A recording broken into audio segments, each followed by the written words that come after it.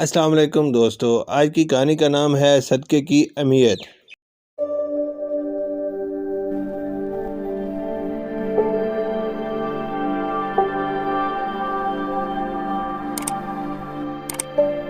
مدثر اور عابد دونوں بہت اچھے دوست تھے۔ دونوں ایک ہی کلاس میں پڑھتے تھے۔ آج عابد بہت اداس تھا۔ مدثر نے پوچھنا چاہا لیکن پہلے پیریڈ کی گھنٹی بج گئی اور یوں سارے پیریڈ میں مدثر عابد سے اس کی اداس ہونے کی وجہ نہ پوچھ سکا۔ جیسے ہی بریک ہوئی تو مدثر نے عابد سے پوچھا کہ آج تم صبح سے اداس کیوں ہو؟ عابد نے جواب دیا کہ میرے پاس اسلامیات کی بک نہیں ہے۔ بریک کے بعد جب میں کلاس میں جاؤں گا تو سر سے کیا کہوں گا کیونکہ مجھے آج سبق بھی یاد نہیں ہے۔ عابد کی بات سن کر مدثر فوراً سے کلاس کی طرف دوڑا اور اپنی اسلامیات کی کتاب لا کر عابد کو دے دی۔ عابد نے بہت خوشی سے کتاب لی اور بریک میں ہی سارا سبق یاد کر لیا۔ پھر دونوں دوست پیریڈ کی گھنٹی بجتے ہی کلاس کی طرف چل دیے۔ چند لمحوں کے بعد سر احمد کلاس میں تشریف لائے اور بہت شفقت بھرے لہجے میں انہوں نے بچوں سے کہا، پیارے بچوں، آج ہم صدقے کے بارے میں پڑھیں گے۔ سارے بچے بہت توجہ سے سر کی بات سننے لگے۔ سر نے بچوں کو بتایا کہ اللہ کی راہ میں کوئی بھی چیز ثواب کی نیت سے خرچ کرنا صدقہ کہلاتا ہے۔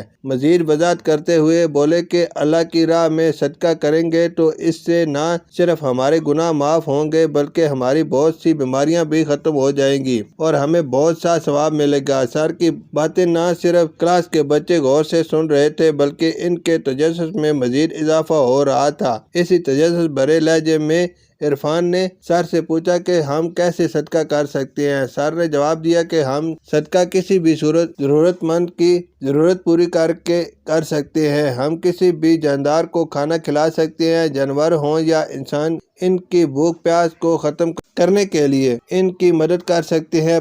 پرندوں کو پانی پلانا، دانا کھلانا بھی صدقہ ہے۔ یہی نہیں کہ ہم چھوٹے چھوٹے کیڑوں مکوڑوں کو بھی کھانا ڈال کر ثواب کما سکتے ہیں۔ سب سے بہترین اور آسان صدقہ علم کے راستے میں کسی کی مدد کرنا ہے اور علم کے راستے میں کیے گئے صدقے کو صدقہ جاریہ کہتے ہیں، جس کا ثواب ہمیشہ ملتا رہتا ہے۔ ساری کلاس کو صدقے کے بارے میں جان کر بہت خوشی ہوئی اور سب نے مل کر وعدہ کیا کہ وہ بھی آج سے صدقے کو اپنی زندگی کا معمول بنائیں گے۔ خاص طور پر وہ کلاس میں تعلیمی میدان میں ایک دوسرے کی بھرپور مدد کریں گے۔ سر ساری کلاس سے بہت خوش ہوئے اور سارے بچوں کو شاباش دی۔ مدثر جیسے ہی گھر گیا اس نے اپنی پاکٹ منی سے جو رقم بچائی ہوئی تھی فوراً نکالی اور بازار سے مدثر کے لیے ایک نئی اسلامیات کی کتاب خریدی کیونکہ وہ جانتا تھا کہ اس کا دوست اس کی طرح امیر نہیں ہے اور وہ اس کتاب کے ذریعے سر سے کیے گئے وعدے کو بھی پورا کرنا چاہتا تھا۔ شام کو مدثر عابد کے گھر گیا اور عابد کو کتاب پیش کی تو عابد کی آنکھوں میں